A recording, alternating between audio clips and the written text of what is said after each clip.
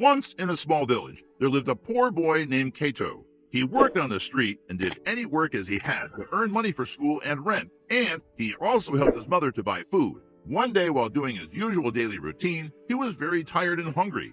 He looked to the nearest bakery where they were selling delicious buns. He once tasted them, and he really liked them. He wanted to buy some buns, so he decided to go into the bakery. This is what he deserved after his long day at work. At the door, he stopped for a moment and checked his pockets to see if he had any money. He realized that he only had one coin. His stomach begged for food, but the boy did not have enough money to buy even the smallest piece of bread. So he decided to continue going on without any food, but his hunger tormented him, and it was so strong. So he decided to do something to make him feel extremely embarrassed and ashamed. But the wild hunger pushed him to ask for food in the next house. After spending a few minutes practicing this, he knocked on the door. When it opened, the boy could not do what he had intended to do when a sweet girl opened the door. The boy, getting nervous and not knowing what to do, asked for only a glass of water instead of some food. This strange request from the boy surprised the girl, but she decided that the boy must be hungry and therefore, instead of water, offered him a glass of milk and a pan. Cato, embarrassed, ate the bun and drank the milk and asked, "How much do I owe you?" "You do not owe me anything," she said, smiling. "My mother taught me to never ask for money." "Thank you very much," the boy answered. When he left the house, he not only felt stronger, but he also felt that his faith in people had grown greatly. The girl's gesture motivated him to continue going, and to achieve his goal, he dreamed of finishing his studies and becoming a successful person in order to be able to help his mother and all the other people who needed him.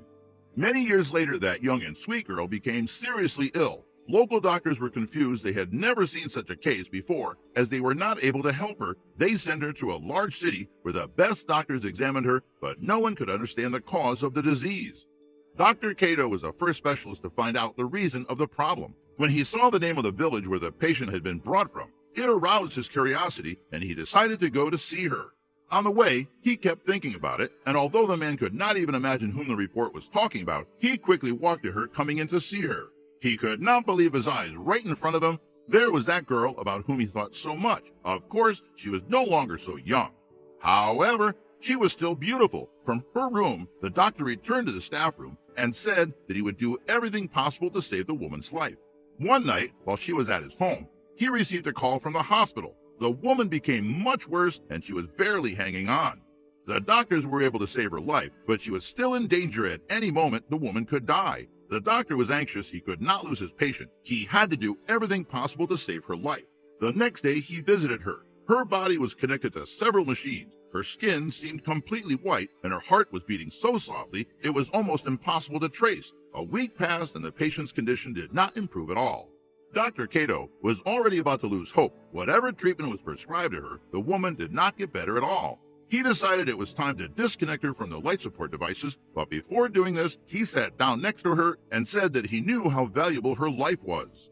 He also added that whoever she was, he should help her, as a young girl once helped him when he was still a little boy. The man was about to leave, but having finished his words, he saw the woman move her finger. It meant that there was hope. After several weeks, a signal appeared that the patient did not want to die either. She wanted to live with all her heart, and she was not going to give up. The doctor got up and left the room with a smile on his face. He could do it. He could save her. Another week passed, and the head doctor of the hospital came up to him and said that they should disconnect her from the machines. The woman could not be saved. Her chances of waking up were less than 1%, and it was also a huge expense for the hospital. Dr. Cato tried asking the head doctor not to do this, and he asked him to give him one last chance. He promised that in just a few days she would come to her senses, although he was not quite sure about it. At least he had some more time to help her. The physician agreed to give him one last opportunity. It was all or nothing, but a few hours later, a miracle happened after a long battle. The doctor managed to cure her within 2 weeks. The woman recovered completely. When she was ready to go home, Dr. Cato asked the hospital staff to show him the bill for the treatment. It was huge, but with a slight smile on his face, the man wrote something on the bill before it was given to the woman. Nurse gave her the bill. However, the woman was very afraid to look at the total amount of money because she did not have very much.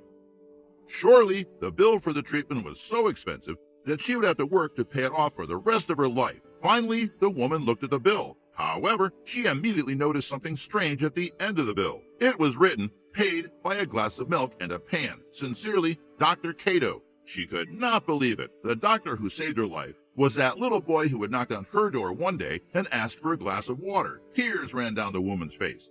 So, it may seem insignificant, but such an act of hers once changed a person's life and motivated him to achieve his goal. If the girl had not helped the boy in a difficult situation, perhaps he would never have become the doctor who saved her life.